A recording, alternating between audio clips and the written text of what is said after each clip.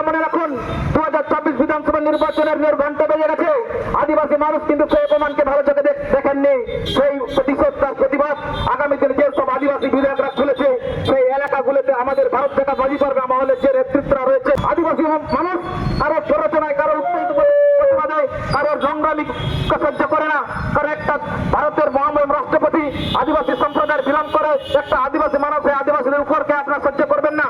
আমাদের গর্ব হওয়া উচিত ছিল ভারতের রাষ্ট্রপতি, আমরা অবশ্যই গর্ববোধ করবো, কারণ সে আমাদের সমাজ থেকে বিলং করছে। মানুষকে যে একটা অন্য চোখে দেখা হয় তার প্রমাণ কিন্তু ভারতের রাষ্ট্রপতি দ্রৌপদী মুর্মু সে দেখিয়ে দিয়েছেন।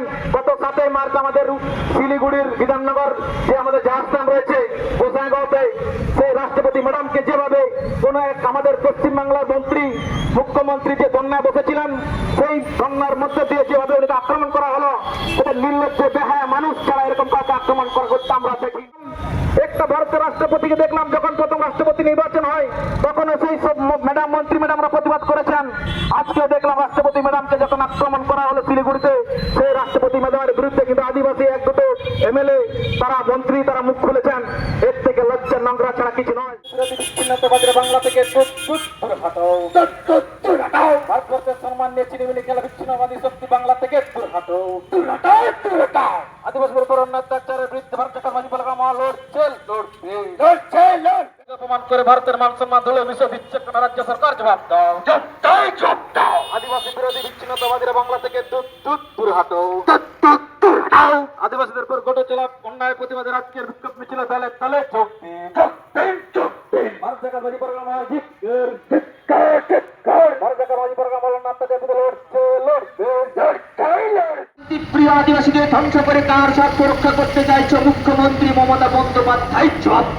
জবাব চাই, জবাব দাও। 140 কোটি ভারতবাসী রাষ্ট্রপতিকে অপমানকারী বিচ্ছিন্নতাবাদী শক্তি বাংলা থেকে দূর দূর দূর হটাও। বন্দ্যোপাধ্যায়কে জানাই দিকে দিকে আদিবাসীদের উপর অত্যাচার হচ্ছে কেন? নির্লজ্জ প্রশাসন জবাব দাও। দিকে দিকে আদিবাসীদের উপর অত্যাচার হচ্ছে কেন? নির্লজ্জ প্রশাসন জবাব দাও। শান্তিপ্রিয় আদিবাসীদের ধ্বংস করে কার স্বার্থ রক্ষা করতে চাইছো মুখ্যমন্ত্রী? আজকে united forum of all Adivasi organisation পশ্চিমবঙ্গের পক্ষ থেকে সমস্ত জেলা জুড়ে বিভিন্ন ব্লক এবং জেলা শাসকের দপ্তরে যে ডেপুটেশন চলছে আপনারা ইতিমধ্যে জেনে গেছেন। আমার এখানে উপস্থিত আমার শ্রদ্ধেয় পারগানা বাবারা ওনাদের বক্তব্যের মধ্যে দিয়ে তুলে ধরেছেন, তাই অসংখ্য ধন্যবাদ জানাবো গর্বে থাকা আমার বগড়িমূলী পারগানা বাবাকে। তো আজকে জানতে হবে আমরা এই কয়েকজন মানুষ এই সান্ধ্যকালীন পথসভার মধ্যে দিয়ে কেন আমরা বিক্ষোভ মিছিল করছি, হঠাৎ করে কেন আমরা এই চৌরাস্তা মোড়ের আমাদের যে স্বাধীনতা সংগ্রামী বাবা তিলকা মাঝি মূর্তির পাদদেশে দাঁড়িয়ে আজকে এই মাইকের দুটো চোঙা নিয়ে আমরা এখানে কথা বলছি, আপনাদেরও জানার দরকার আছে এবং জানার প্রয়োজন বোধ মনে করলে বলেই আমরা এখানে উপস্থিত হয়েছি। সব থেকে খারাপ লাগে এটাই, ভারতের মহামহিম রাষ্ট্রপতি দেশের প্রথম নাগরিক যাকে বলে আমরা জানি না কেন খারাপ লাগছে এর জন্যই আজকে আদিবাসী সম্প্রদায়ের মানুষ ভারতের 1 নম্বর পদে রয়েছে বলে আজকে মনে হচ্ছে আদিবাসী মানুষকে সেন্টিমেন্টে আঘাত লেগেছে বলে আদিবাসী মানুষ তাই গর্জে উঠে তিলকা মাঝির পাদদেশে এসে প্রতিবাদ করছে। এখানকার আম জনতা, এখানকার জনসাধারণের মানুষ আপনাদের অন্তঃস্থ থেকে আপনারা একবার ভেবে দেখুন তো, ভারতের রাষ্ট্রপতি যদি আদিবাসীদের হয়, ভারতের রাষ্ট্রপতি যদি একজন কোন সম্প্রদায়ের হয়, তাহলে কি যদি সেই সম্প্রদায়ের সেই রাষ্ট্রপতিকে যদি আক্রমণ করা হয় তাহলে তার দায় দায়িত্ব কিছু আদিবাসীদের পড়বে? আপনারা একটু ব্যাকগ্রাউন্ডে চেক করুন। আমাদের বাঙালি একজন রাষ্ট্রপতি ছিলেন প্রণব মুখার্জি, ওই তখন তো এইভাবে কোনো কেউ উচ্চ বাক্য কথা বলেননি, ওনার বিরুদ্ধে কেউ কথা খুলেননি, ওই নোংরা ভাষায় কেউ আক্রমণ করেননি। আজকে আদিবাসী সম্প্রদায়ের মানুষ আজকে রাষ্ট্রপতির পদে আসীন আছে বলে আপনারা যা ভাববেন তাই বলবেন। আদিবাসী মানুষ কিন্তু ছেড়ে দেওয়ার লোক নয়। 1855, 1784 সালের ঘটনা যদি আপনারা মনে থাকেন, ইতিহাসের 2 লাইন যদি পড়ে থাকেন, আদিবাসী মানুষ কিন্তু কোনোদিন মাথা নত করেনি। আজকে তাই আমরা রাষ্ট্রপতিকে অপমান করা হয়েছে বলে শুধু আদিবাসী মানুষ ভেবে নয়, ভারতের রাষ্ট্রপতি হিসেবে বলে আজকে আমরা প্রতিবাদের রাস্তায় নেমেছি। আজকে ভাবতে অবাক লাগে।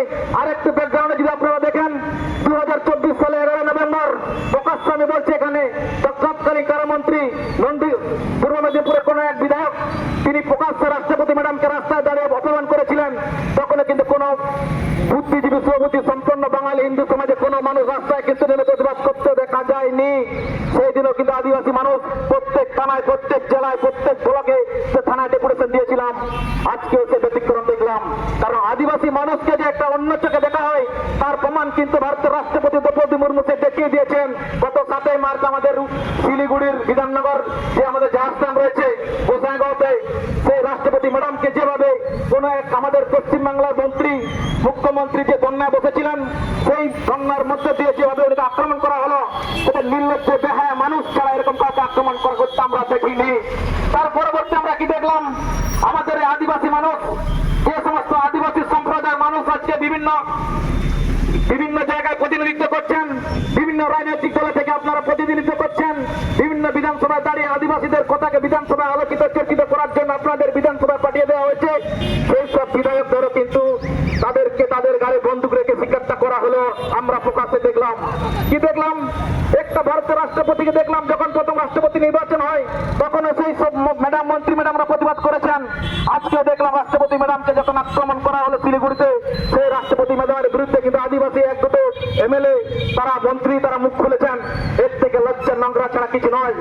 আপনারা মনে রাখুন, 2024 বিধানসভা নির্বাচনের ঘন্টা বেজে গেছে। আদিবাসী মানুষ কিন্তু সেই অপমানকে ভালো চোখে দেখেননি। সেই প্রতিশোধ, তার প্রতিবাদ আগামী দিনে যে সব আদিবাসী বিধায়করা খুলেছে সেই এলাকাগুলোতে আমাদের ভারত দেখা বাজিপাড়া মহলের যে নেতৃত্বরা রয়েছে, আদিবাসী মানুষ কারো প্ররোচনায়, কারো উত্তেজিত প্রতিবাদে, কারোর সংগ্রামী সহ্য করে না।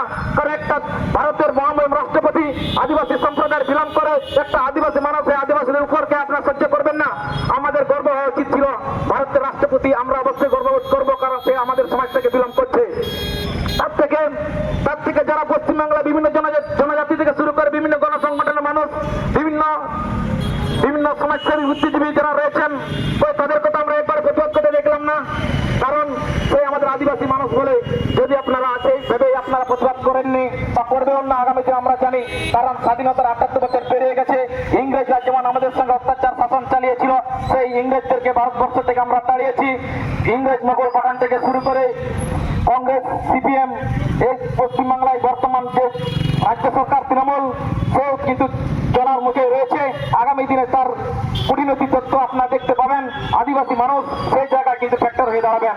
তাই আপামর রাম জনতা যারা রয়েছেন, আপনাদের কাছে আমার প্রয়োজনে অনুরোধ, আজকে আপনারা এই সন্ধ্যাকালীন পথসভার মধ্যে দিয়ে আপনাদেরকে জানান দিচ্ছি, আপনারা কোনো জাতি বিভেদ না দেখে ভারতের রাষ্ট্রপতিকে রাষ্ট্রপতি আপনারা মনে করুন, রাষ্ট্রপতিকে সম্বোধন করুন। সেই রাষ্ট্রপতিকে মনোনীত করে যে রাষ্ট্রপতির উপর যে অহিংসক কথাবার্তা উঠে এসছে, রাষ্ট্রপতিকে যে অপমান করা হয়েছে, সেই রাষ্ট্রপতির অপমানের বিরুদ্ধে আপনারা বিভিন্ন গণসংগঠন থেকে শুরু করে, সমাজসেবী থেকে শুরু করে আপনারা প্রতিবাদের রাস্তায় নামুন। এই আওয়াজ কিন্তু ভারত জাগা বাজিপাড়া মহল রাখছে। আজকে আমরা কি দেখলাম, আজকে এই কিছুক্ষণ আগে হয়তো মেদিনীপুরের কুইপুরা থেকে আমাদের প্রতিবাদ শুরু হয়েছে, আজকে চন্দ্রকোনা রোডের বুকে চলছে। এবং আগামী দিনে আমরা যে একটা স্ট্র্যাটেজি আমরা নিচ্ছি, আগামী দিনে এর থেকে যে বৃহত্তর কর্মসূচি, বিক্ষোভ সমাবেশের আয়োজন করব, আপনারা দেখতে থাকুন। কারণ আমরা এটাই বুঝে গেছি, আদিবাসী মানুষকে কেউ আদিবাসী ভাবে না। আদিবাসী মানে একদম যেমন আমাদের সেই ইংরেজ আমল থেকে নিচুতলা মানুষ ভেবে এসছে। তাই আমরা যত উপরেই থাকি না কেন, যত ডাক্তার, উকিল, ব্যারিস্টার হই না কেন, আমাদেরকে কিন্তু সে অন্য চোখেই দেখে। তাই আমার আদিবাসী ভাই বোনদের বলবো, আপনারা যারা 2 পয়সা পড়া করে আপনারা বিভিন্ন জায়গায় চাকরি বাকরি করছেন, নিজেদের কেতাবকে আপনারা পরিবর্তন করবেন না। আপনারা আসুন, আপনারা আদিবাসী মানুষের স্বার্থে আদিবাসীদের হাতে হাত রেখে আপনারা লড়াইয়ে সামিল হন। নিজের জাতির উপর কেউ আপনাদের পাশে কেউ থাকবে না, নিজের জাতিকে আপনারা নিজেদেরকে দেখতে হয়। এই কথা বলে আমার এই ক্ষুদ্র বক্তব্য এখানে শেষ করছি। মাইন কান সালাম কর, জোহার।